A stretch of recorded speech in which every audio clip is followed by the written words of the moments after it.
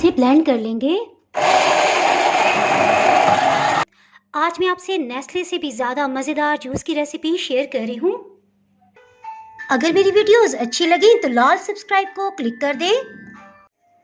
साथ में ये जो बेल का आइकॉन है इसको क्लिक कर दें। इसको क्लिक करने से आपको मेरी हर नई वीडियो का नोटिफिकेशन सबसे पहले फ्री में मिलेगा। बिस्मिल्लाहिर्रहमानिर्रहीम की रेसिपी को स्टार्ट करते हैं। इसके लिए तकरीबन 1 किलो आम लिए हैं। आम को अच्छी तरह से धो लिया, इसका छिलका उतार देंगे। आम के गूदे को अलग कर लेंगे, बस रफली कटिंग कर लेंगे।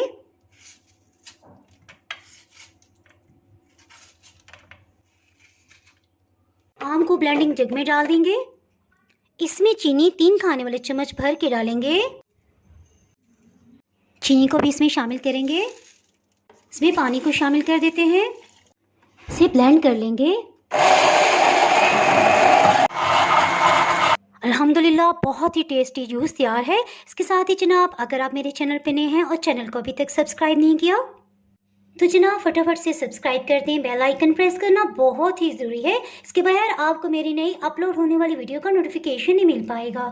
दुआओं में याद रखें, वीडियो लाइक और शेयर करना बिल्कुल भी ना भूलिएगा। इसके साथ ही मैं इजाज़त चाहती हूँ। अल्लाह हाफिज़।